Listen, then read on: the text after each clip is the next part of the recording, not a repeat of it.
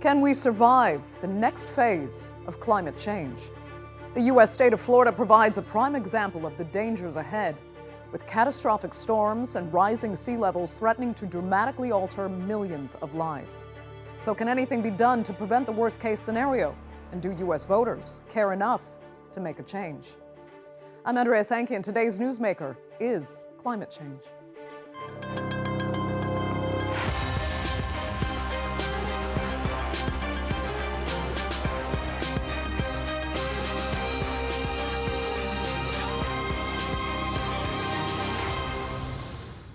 Over the course of just 2 weeks, the southeastern United States saw 2 catastrophic hurricanes, massive tornadoes, and flooding that damaged and destroyed countless homes. To hear mention of 2 so-called storms of the century in such a short time left everyone shocked. But should we be surprised? This is exactly what climatologists said would happen as a result of global warming. So now the U.S. is facing massive recovery efforts alongside the prospect of more catastrophic weather to come. Is it even possible to be prepared for such off-the-charts weather events? Well, here's a look now at the state of Florida, one of the most vulnerable in the nation, and the challenges to come. Florida is still reeling from Hurricane Milton, which hit the low-lying state just 2 weeks after another powerful Hurricane Helene. The 2 storms forced the evacuation of millions of people, caused billions of dollars worth of damage, and killed over 250. And experts warn these types of events will only become more common. Unprecedented, catastrophic, historic, record-breaking, more and more to describe what we're seeing with the weather. Hurricanes suddenly go from tropical storm status to WMF, a major hurricane status in a matter of hours. Ocean heat is playing a role. Warm sea surface temperatures provide the energy that hurricane needs for growth. But stronger and more frequent hurricanes and tornadoes are just a symptom of a much larger issue looming over Florida. The Intergovernmental Panel on Climate Change, or IPCC, estimates that by the year 2100, sea levels could rise between 43 and 84 centimeters, with an upper limit of 2 meters also being possible. In low-lying Florida, that spells disaster. And yet, despite this concerning prediction, climate change is not a priority for most US voters ahead of the November presidential elections. Economic issues and inflation dominate, with climate change ranking much lower. In Miami, Florida's biggest city and one of its most low-lying, the authorities are starting to take action to try to protect its future. In response to the threats, a controversial and expensive plan has emerged, constructing a nearly 10-kilometer-long barrier. But even this has been met with a backlash due to concerns over its environmental impact, aesthetics, and long-term effectiveness. This was a very strong hurricane, and of course people have made preparations beforehand. There's been some defences put in, some natural, some kind of strong structures to protect people from these types of winds and storm surge and floods. But actually we will be looking really carefully to see to what extent those have been worth the money that has been spent on those types of defences. It may be that we need to think more carefully about where people are living, and if these people are living in particularly dangerous places, there might be a discussion to have about moving those people away rather than just trying to defend against the indefensible. Despite the risks, Florida remains a huge drawcard, with many Americans still chasing the coastal dream. The US National Association of Realtors says that between 2019 and 2022, Miami saw a nearly 60% jump in new residents, the fastest growth of any major US city. But the economic reality is stark. Rising climate risks and the increasing costs of rebuilding homes have caused insurance premiums to skyrocket. Florida now has the highest insurance rates in the US, with premiums tripling in the last 5 years. And the state has already lost 15 major insurers. And as losses from natural disasters escalate, more insurance companies are choosing to decline new coverage or renew existing policies. Given the inevitability of rising sea levels, the pressing question remains: should the US government reconsider its approach to development in Florida? Or could it even be time to halt all new development and focus on sustainable living strategies? So what, if anything, can be done to prepare for more weather catastrophes to come? Well, joining me now to debate that and more are from Princeton, New Jersey, Chief Meteorologist and Climate Matters Director at the Research Institute Climate Central, Bernadette Placky.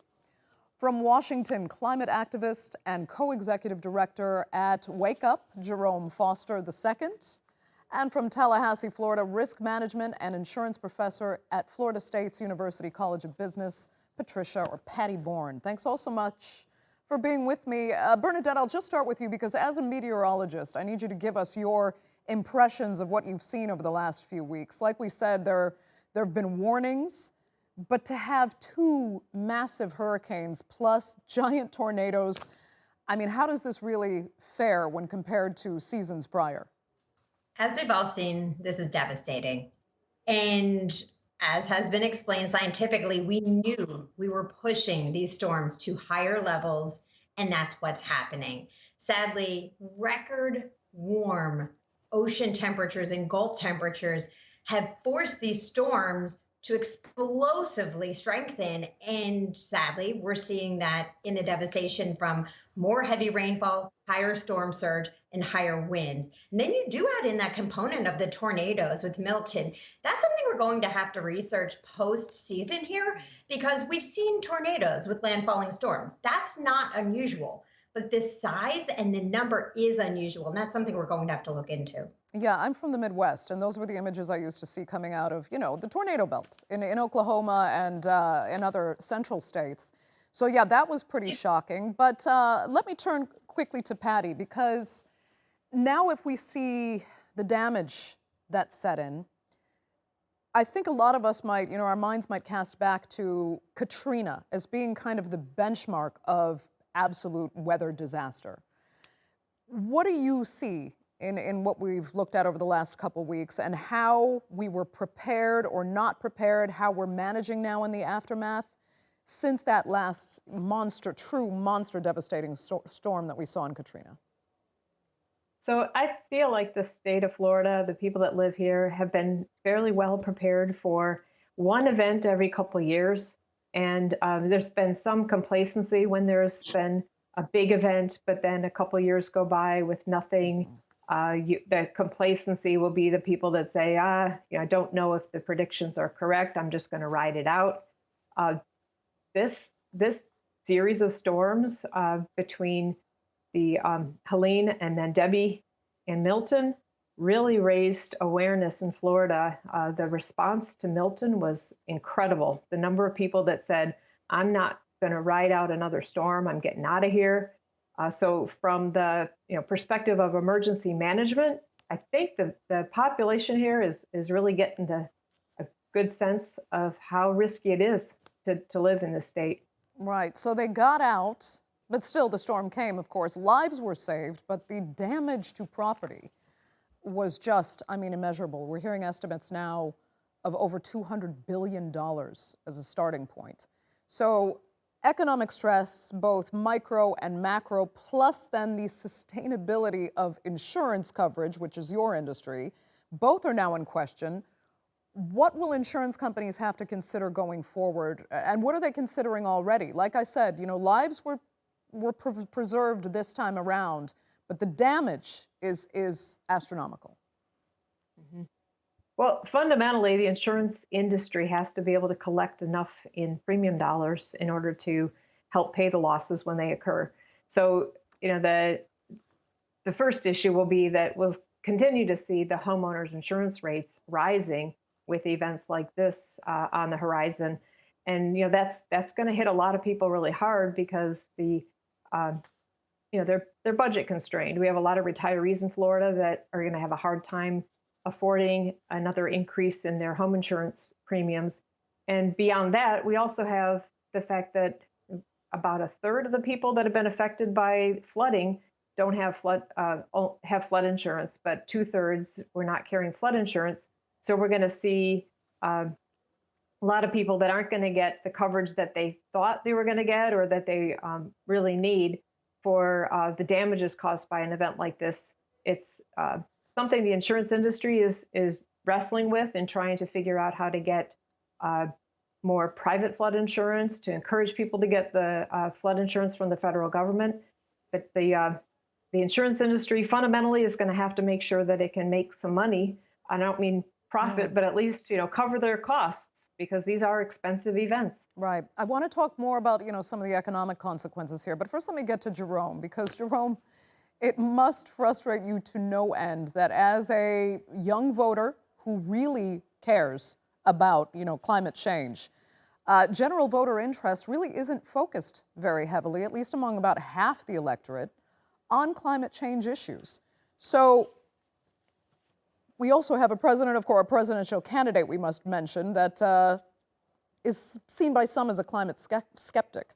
Where does that leave young voters like you who know the disaster that you think is to come?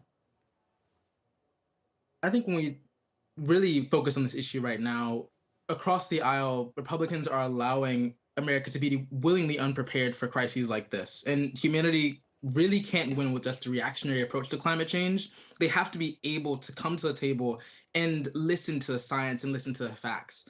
That if we many months ago had listened to communities and listened to the funding that elected officials were saying was needed, we would have been more prepared and more able to be able to provide the aid needed at this moment. And I think that's really where the frustration is coming from, is that family needs more support, communities need more support, and we have to come together in this issue and not allow it to be a kind of political football with people's lives. It's not about the kind of back and forth and debating over this. It's about how do we make sure that decades from now, we won't still have the same conversation around, is climate change real or is it not? Is climate change real or not? But what are we doing, and how much can we scale these solutions to make sure no one has to die from a hurricane again? Okay, but Jerome, you're talking about response solutions now to people in these areas, but there are others that are saying people shouldn't be living in these areas.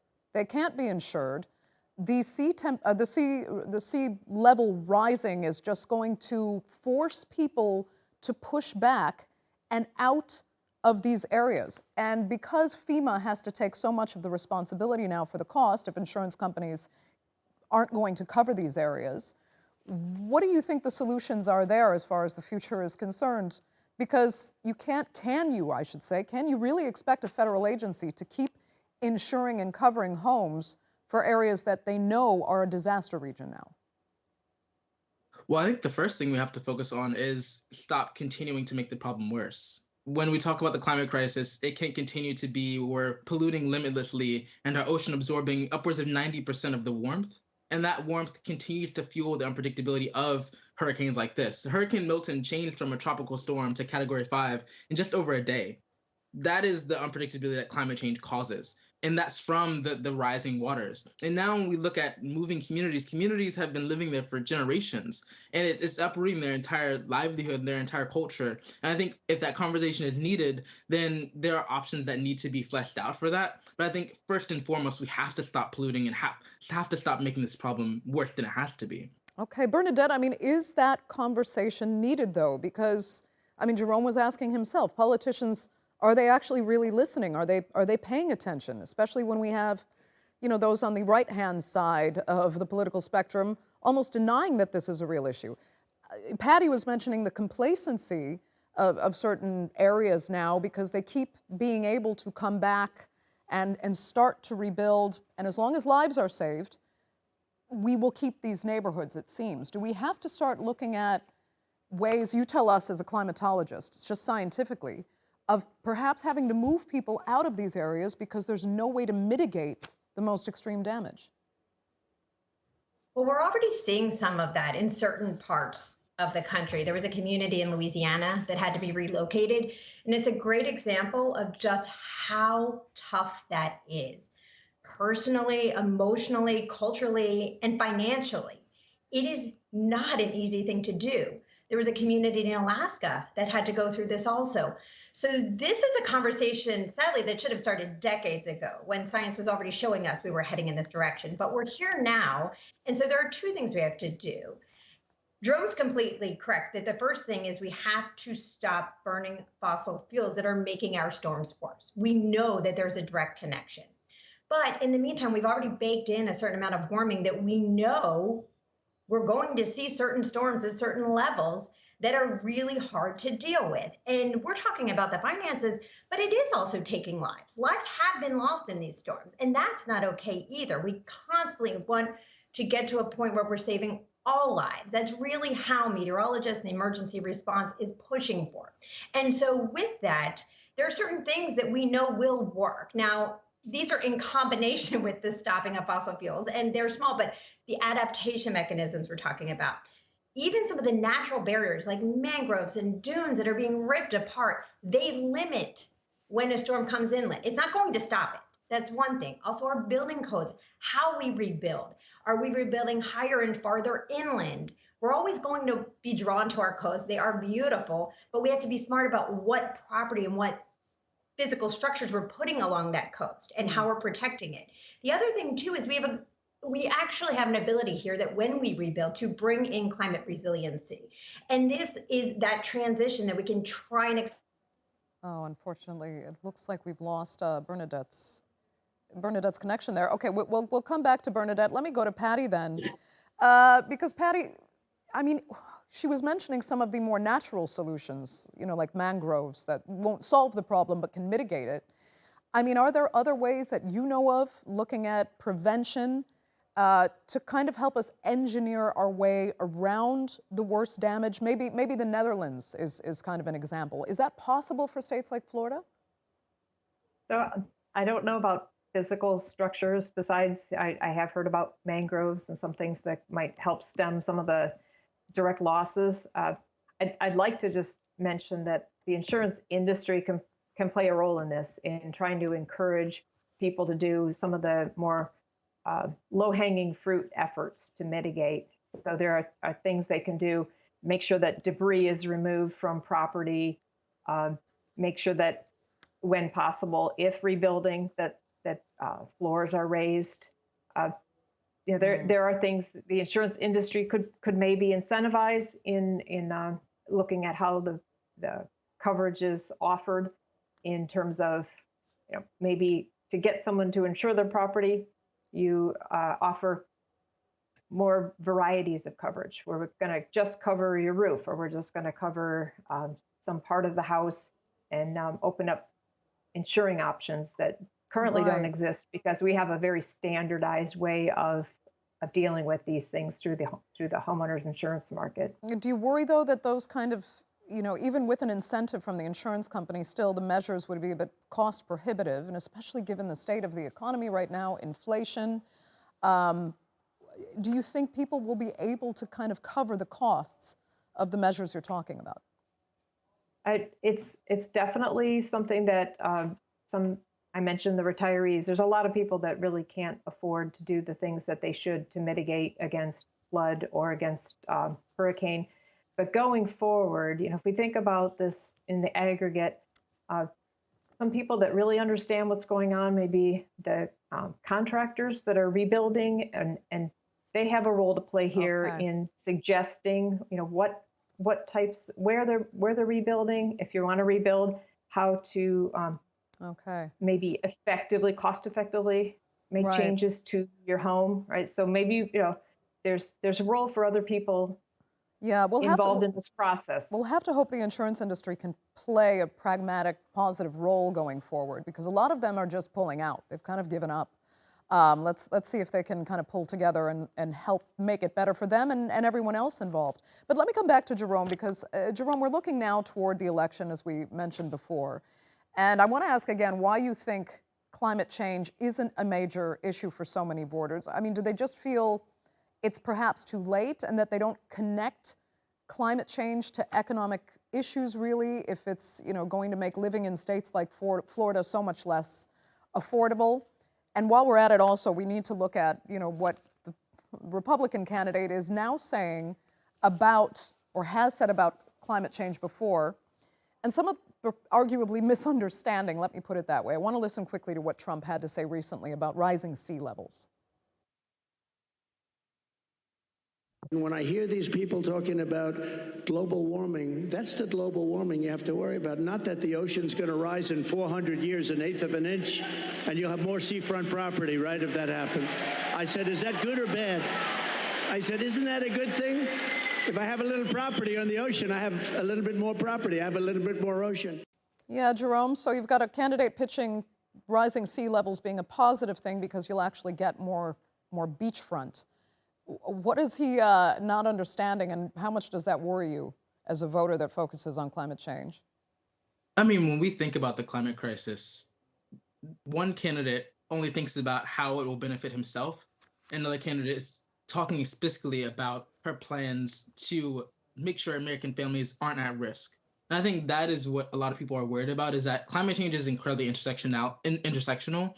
And when we think about other issues around the economy and around inflation and things like that, climate change is intersectional to that. When extreme flooding happens, prices rise and instability occurs. And I think that is, it may not be top of mind, but it's everyone thinking about it at the foundation of their daily lives, because climate change is impacting them when they go to school, where they work, where they play. It is fundamentally changing how they can live. And I think that is something that is hard to really put behind. I think a lot of the pollings are kind of skewed in that sense, because people have been caring about climate change for so long. Newer issues may seem much more pressing, but climate change is a long-term game. And it may come up to the surface as the number one issue at times, but every single day, families are thinking about that. When they think about a new hurricane, will it become something that's unpredictable? Will it impact them in ways they didn't expect? I think that is something that the 2024 election is thinking about. It's not just about stating climate change as a problem, but the narrative has shifted. We're thinking about, how do we deploy the solutions that are already here? For so many decades, just 10 years ago, when we think about climate change, solutions were very expensive. They were out of reach. They weren't able to massively impact people's lives. But today, solar and wind are cheaper. There's more funding now through the bipartisan infrastructure law and the Inflation Reduction Act that is in deploying all across this country, with environmental justice groups at the forefront of that. So people are seeing real changes happen. And over the next 4 years, as these grants continue to go out, communities will start seeing that massive change even more so. Okay. And I think with efforts like tree equity and mangroves, like this panel has talked about, we'll continue to see that climate change will be something that we can mobilize around and continue to see it as an issue, even though polls might not reflect that. Yeah, well, I mean, we have to hope, Bernadette, you're back online with us. We have to hope that what Jerome is saying, I guess, is true. But again, when you have candidates like Trump out there saying that, oh no, rising sea levels is a good thing, it gives us more beachfront, that really reflects a true misunderstanding and underestimation of how serious these changes are. I mean, where does that leave a climatologist like yourself in trying to explain how it works, what the science really is? We're just going to keep trying, because you're asking the right questions. Unfortunately, in our political system, it's very messy right now, and there aren't all of the right answers. However, from scientific fact, people are experiencing what's happening. They know that the weather is changing, that their climate is changing, but all the social science shows that they don't always know what exactly that means. And these are opportunities to make those connections. They're sad opportunities to do so, but to make these connections in these moments. And as Jerome was saying, at the same time that we're really advancing our climate solutions. So there's two stories happening at once. There's a lot of support for those climate solutions. Even if people don't realize that they're climate solutions, people want healthier water and air, and they're getting jobs in these new positions that are being created. And as Jerome was saying too, it's not just cheaper to install some of these new technologies, but the systems have become so mature. The technologies have become so mature that we're seeing them absolutely explode across the country right now. So there's two things happening at once. We really are advancing those climate solutions. Sadly, we've waited so long to make some real push there that we have a lot of work to do. We have to accelerate that. So unfortunately, we have to build in that adaptation we were talking about, how to respond to the changes we're already seeing while at the same time limiting future warming. Right. So we're looking at the adaptation, you're looking at the adaptation, rather, scientists are, and how to prevent the massive flooding. There's also one final issue I wanted to get to you about, because there's this issue now of fresh water supplies, which were already having massive issues to begin with. And now they're seeing if more and more salt water gets pushed in toward inland areas, it could potentially destroy the freshwater supplies to states like Florida and other coastal areas. What's worrying you there? Is it being taken seriously enough? No, it's not. This is the situation. We keep trying to bring the science forward. And again, these conversations are so critical to have these conversations. It's not just Florida. Florida is unique in that situation with how its soil is created. So you can't just build a barrier wall like you could in some other parts of the world, because that salt water is going to come up from the bottom also. So when it starts to infiltrate our water systems, that's a major issue. It's already doing so in some of our sewage and we're seeing that play out again, not just in Florida. I mean, even close to me in New Jersey, we've got an area where salt water is pushing up the Delaware River and getting closer and closer to Philadelphia. They're working on that, and they're very aware of that in Pennsylvania and the Philadelphia water system. But this is an issue that has to be worked on. And this is why we have to have really smart conversations about how we move forward to keep people safe and prepared, because we know these changes are already happening. Again, at the same time as limiting future warming. Right. Okay, Bernadette, you will have to have the final word. Unfortunately, we're completely out of time for this edition of the Newsmakers. I'd like to thank all three of my panelists sincerely so much for being with us. Our viewers, of course, for joining us as well. Remember, you can follow us on X, and do be sure to subscribe to our YouTube channel. I'm Andrea Sankey. We'll see you next time.